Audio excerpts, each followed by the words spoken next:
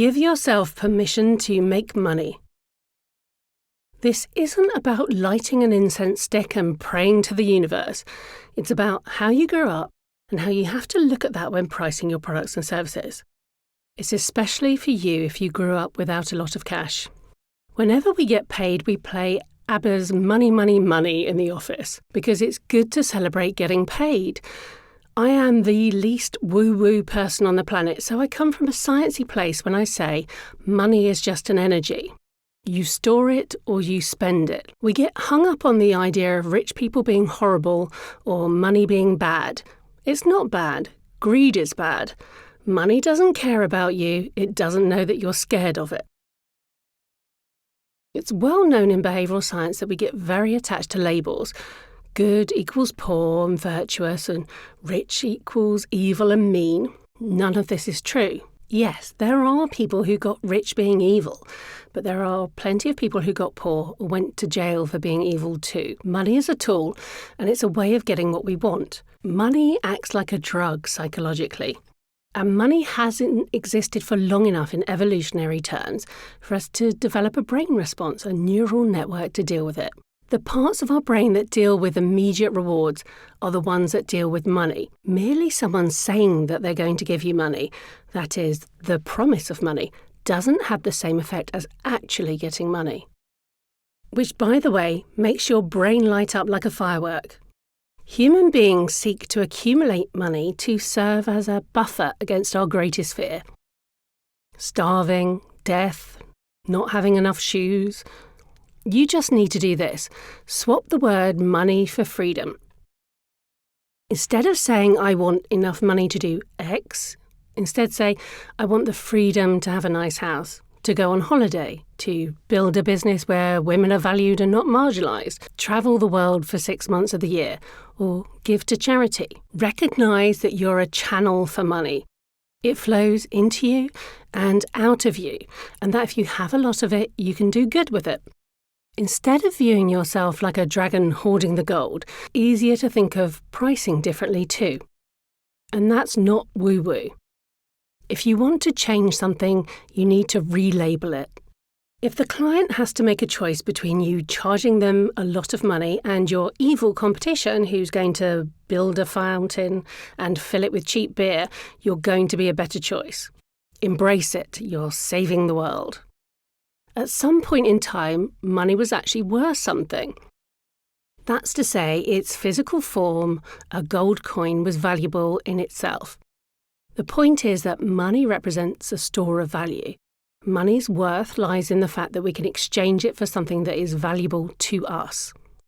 So let's talk about the mental poverty trap. Research on people's attitudes to money shows that if you ask poorer children if they would rather be friends with the poor children or the rich ones, they pick the poor ones because they feel less judged by them. Children as young as 6 think poor children are bound to do worse at school. So even little kids will tell you that rich kids will achieve their dreams, and they told researchers that less than a quarter of poor children would do so. If there's a lack of opportunity, these outcomes might be close to the truth. But if poorer children take this view, then there's a risk that it becomes a self-fulfilling prophecy. Unless you grew up as a rich kid, you might have trouble earning a lot of money because it's going to conflict with the stereotype of what people from your background can do.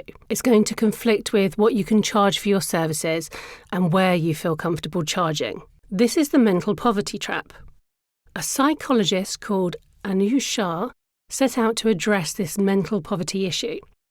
The people in his study were neither poor nor stupid.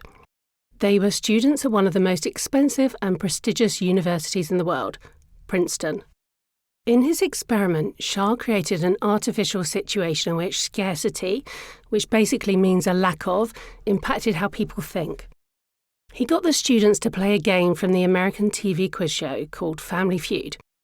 In this game, contestants are given a category, let's say hits of the Rolling Stones, and then the contestants are asked to guess the most common answers given by 100 members of the public. My British mind mafia will recognise that this game resembles a TV favourite called Family Fortunes. The catchphrase of the host is along the lines of, "You said Jumping Jack Flash, and our survey said..." In Shah's version of the game, a group of students were, so to speak, time rich. They were given longer to come up with as many answers as they liked. The other group were time poor, with a strict limit on how long they had to give their answers. Initially, both groups do about the same. What happens, though, is that the time poor, conscious of time pressure, focus that little bit harder. And they do fine in the first round of questions. Then, the time poor group are told that they can borrow extra time in the second round, in seconds, if they feel they need them. The problem, there's a high price. For every second they borrowed, they lose 2 seconds overall from their time in the round after. So even though they don't need them, our time poor group react by borrowing seconds. They focus on the immediate reward of getting through this round, even though it's going to cost them in the long term. Gaining a few seconds now seems to be more important to them than losing double the amount of time later.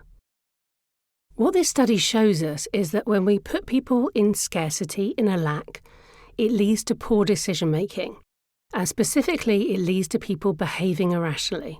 Scarcity equals poor decision making.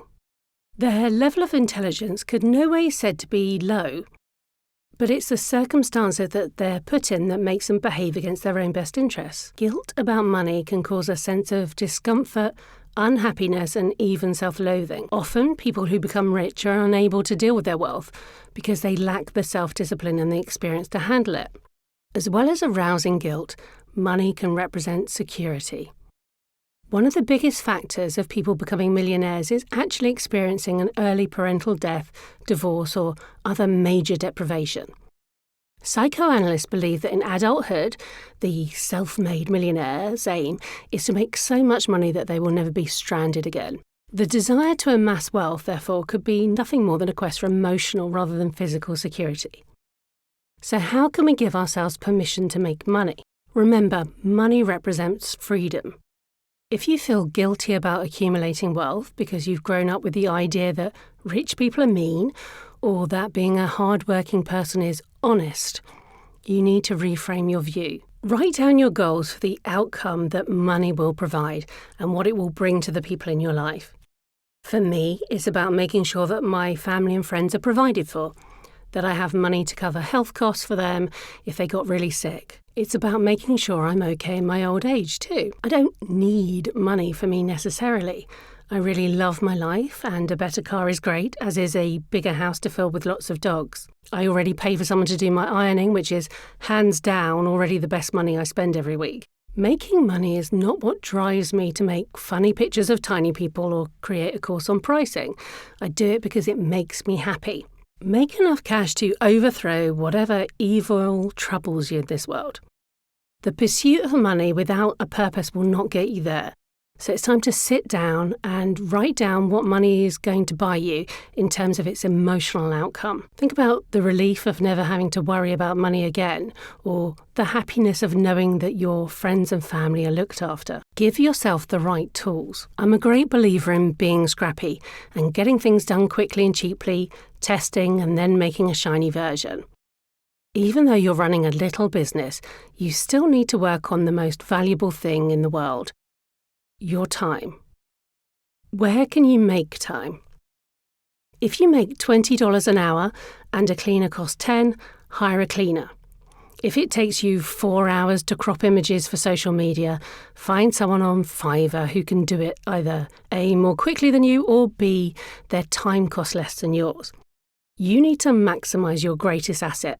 Whatever you do best, spend all of your time there and charge well for that. And for all the other stuff, outsource as much as possible. For example, in the UK, I can order my groceries online and have them delivered to my house. The app on my phone fills my basket with the things I usually buy. The whole thing takes less than 20 minutes.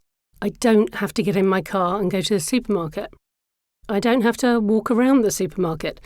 I don't have to queue to pay. I don't have to drive home again. As a girl who is very fond of cake, I also get to avoid the cake aisle. It's very hard to buy a lot of bad stuff when you're looking at pictures on a screen instead of a yummy cake. So this is really a 2-lesson video. Give yourself permission to make money, but also give yourself permission to make time to make money.